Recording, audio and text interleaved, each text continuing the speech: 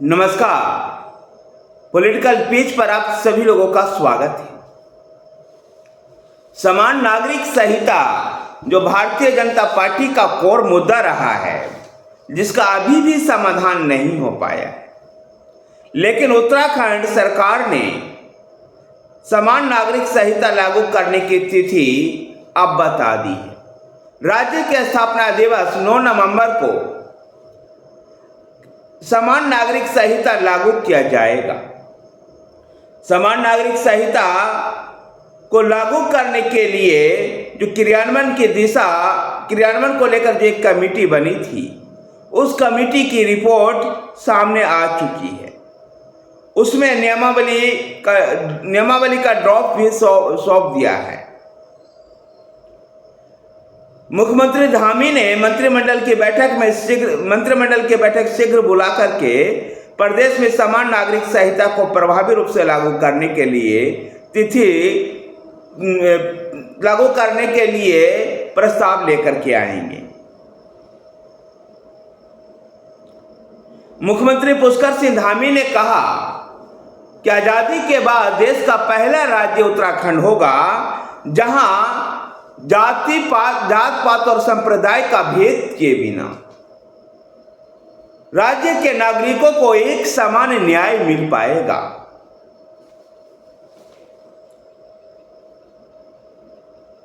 इसके लिए जो भी पुष्कर सिंह धामी ने कहा, इसके लिए जो भी नियमावली बनाने होंगे वो क्रियान्वयन कमेटी उसको बनाएगी और उसको लेकर राज्य के कर्मचारियों को भी प्रशिक्षण दिया जाएगा। इस बीच उत्तराखंड के अंदर केदारनाथ सीट पर विधानसभा का उपचुनाव होना है, जिसके लेकर के भारतीय जनता पार्टी चंपावत मॉडल बनाएगी, जहां एक तरफा पुष्कर सिंह धामी चुनाव जीते थे। राज्य के सत्ता में आने के बाद बद्रीनाथ और मैंगलोर सीट पर जब उपचुनाव हुआ तो वहां पर भारतीय जनता पार्टी को शिकस्त झेलना पड़ा और ये सत्ताधारी दल के सत्ता में होने के बाद ही उपचुनाव में हार को लेकर के राजनीतिक तंज भी कसे गए, विशेषकर बद्रीनाथ सीट को लेकर के। लेकिन बद्रीनाथ व मैंगलोर सीट के उपचुनाव में हार का स्वाद चखना पड़ा था। यह बेंगलोर की जो सीट थी बीएसपी के पास थी, जिससे उपचुनाव में कांग्रेस ने जीत दर्ज की थी, जबकि बद्रीनाथ की सीट एसपी पहले भाजपा के पास नहीं थी। लेकिन इस दृष्टि से महत्वपूर्ण था कि लोकसभा चुनाव के दौरान भाजपा ने वहां के कांग्रेस विधायक को अपने पाले में खींचा और फिर उपचुनाव में प्रत्याशी बनाया। इन दोनों सीटों के उपचुनाव के नतीजे से सबक लेते हुए भाजपा ने केदारनाथ सीट के उपचुनाव के लिए व्यापक रणनीतियां बनाई है। कारण यह कि इस सीट से पहले भाजपा के पास थी, जिसको अपने पास बनाए रखने की चुनौती उनके सामने है।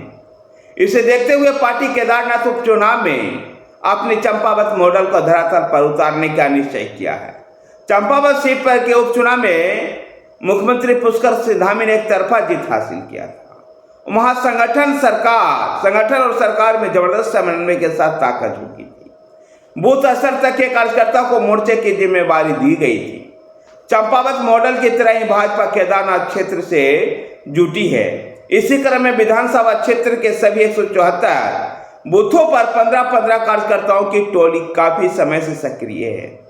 प्रत्येक बूथ पर पन्ना प्रमुख की तैनाती की गई है, जो उन्हें आवंटित मतदाता सूची के पृष्ठ में शामिल मतदाताओं से संपर्क साधेंगे। राज्य सरकार के 5 मंत्रियों को इस क्षेत्र में एक मंडल की जिम्मेदारी सौंपी गई है। यानी कह सकते कि केदारनाथ सीट पर चुनाव जीतने के लिए चंपावत मॉडल को अपनाते हुए भाजपा कोई कसर नहीं छोड़ना चाहती है। जो बद्रीनाथ और मैंगलोर के सीट पर जो उसके हार के वजह से जो उसकी किरकिरी हुई थी, उस किरकिरी से बचना चाहती है और केदारनाथ सीट को अपने पास रिटर्न बनाए रखना चाहती है, और इसलिए भारतीय जनता पार्टी ने पूरी ताकत झोंक दी। तो दूसरी तरफ पुष्कर सिंह धामी समान नागरिक संहिता को लागू करने को लेकर के भी अब काफी आगे बढ़ चुके हैं और वास्तव में उत्तराखंड देश का पहला ऐसा राज्य होगा जहां समान नागरिक संहिता लागू होगी। यह भारतीय जनता पार्टी के जन्म से लेकर के अब तक का भारतीय जनता पार्टी के कोर मुद्दों में से शामिल रहा था।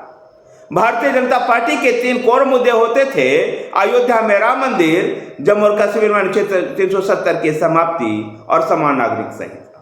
अनुच्छेद 370 और अयोध्या में राम मंदिर के वादे को तो भाजपा ने पूरा कर दिया। अब समान नागरिक संहिता उसके एजेंडे का प्रमुख विषय है। धन्यवाद साथियों, वीडियो को लाइक कीजिए, शेयर कीजिए। हमारे साथ बने रहने के लिए हमारे चैनल पॉलिटिकल पिच को सब्सक्राइब कीजिए। धन्यवाद।